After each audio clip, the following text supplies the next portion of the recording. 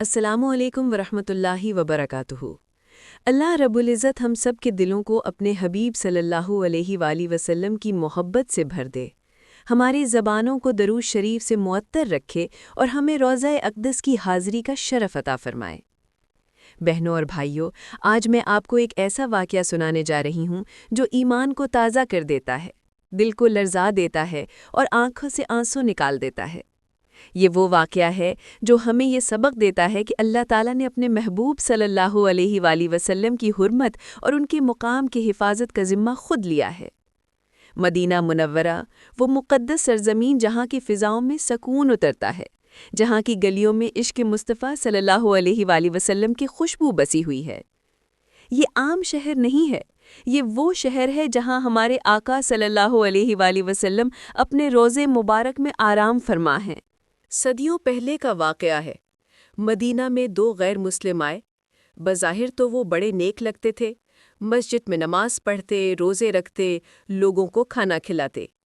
مدینہ کے لوگ بھی ان کے ظاہر پر دھوکہ کھا گئے اور سمجھنے لگے کہ یہ اللہ کے بڑے نیک بندے ہیں، لیکن اندر اندر ان کے دلوں میں ایک نہایت خطرناک اور ناپاک ارادہ چھپا ہوا تھا۔ ان کی نیت تھی کہ رات کو زمین کھود کر نعوذ باللہ حضور صلی اللہ علیہ وسلم کے جسد اطہر تک پہنچ جائیں۔ وہ کئی دن تک یہی کھیل کھیلتے رہے، دن میں لوگوں کے ساتھ رہتے، رات کو چھپ کر کھدائی کرتے۔ آہستہ آہستہ وہ راستہ بڑھاتے جا رہے تھے۔ لیکن سنو، اللہ اپنے محبوب صلی اللہ علیہ وسلم کی حفاظت کیسے کرتا ہے۔ اسی زمانے میں شام کے حکمران نور الدین زنگی رحمہ اللہ تھے۔ وہ بڑے نیک اور عاشق رسول تھے۔ ایک رات انہوں نے خواب دیکھا۔ خواب میں نبی کریم صلی اللہ علیہ وسلم تشریف لائے اور فرمایا، نور الدین، مجھے ان دشمنوں سے بچاؤ۔ وہ گھبرا کر جاگ گئے، وضو کیا، نفل پڑھے اور سوچتے رہے۔ اگلی رات پھر وہی خواب، پھر تیسری رات بھی۔ 3 رات لگاتار سرکار صلی اللہ علیہ وسلم کی زیارت اور وہی پیغام۔ نور الدین زنگی کے دل پر لرزہ طاری ہو گیا۔ انہوں نے فوراً لشکر تیار کیا اور مدینہ منورہ کی طرف روانہ ہو گئے۔ سفر طویل تھا، لیکن ان کے دل میں ایک ہی فکر تھی، میرے آقا صلی اللہ علیہ وسلم نے پکارا ہے۔ جب مدینہ پہنچے تو سب لوگوں کو اکٹھا کیا، ایک ایک چہرہ دیکھا، لیکن خواب میں جو 2 چہرے دکھائے گئے تھے وہ نظر نہ آئے۔ پھر انہوں نے پوچھا، کیا یہاں کوئی اجنبی بھی آیا ہے؟ لوگوں نے بتایا، ہاں 2 آدمی ہیں، بڑے نیک لگتے ہیں، عبادت کرتے ہیں، روزہ رکھتے ہیں، سب کو کھانا کھلاتے ہیں۔ نور الدین زنگی نے انہیں بلایا۔ جیسے ہی ان کے چہرے دیکھے تو لرز گئے۔ یہ وہی تھے جو خواب میں بار بار دکھائے گئے تھے۔ حکم دیا کہ ان کے کمرے کی تلاشی لی جائے۔ جب کمرہ کھولا گیا اور فرش ہٹایا گیا تو نیچے زمین کھدی ہوئی تھی۔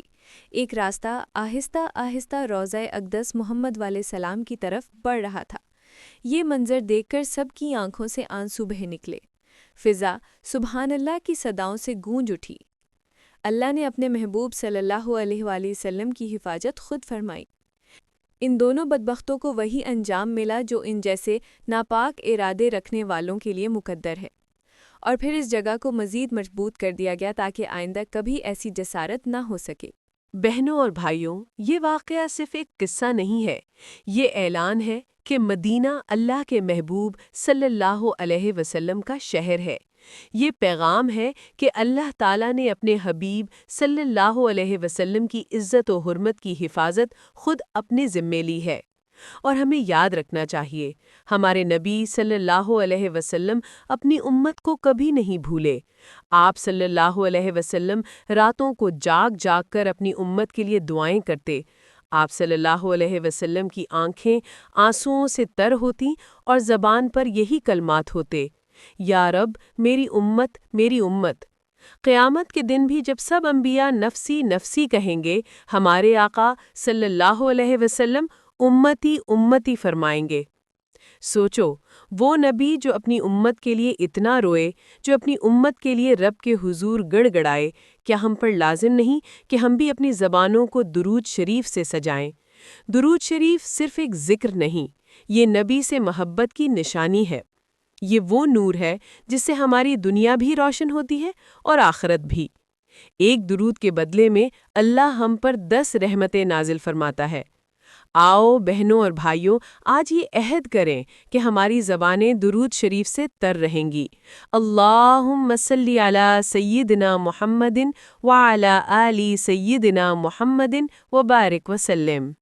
یا اللہ، ہمیں اپنے نبی کریم صلی اللہ علیہ وسلم کی سچی محبت عطا فرما، ہمیں درود شریف کی مٹھاس نصیب فرما، اور ہماری زبانیں ہمیشہ ان کی تعریف اور سلام سے تر رہیں۔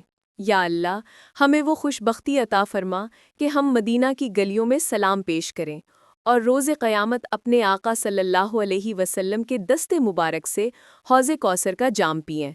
بہنوں اور بھائیوں، یاد رکھو، زندگی کا اصل سرمایہ یہ ہے کہ ہم اپنے آقا صلی اللہ علیہ وسلم کے ساتھ محبت کا رشتہ جوڑ لیں، ان پر کثرت سے درود پڑھیں تاکہ کل قیامت کے دن وہ ہمیں پہچان لیں اور اپنے قریب بلا لیں۔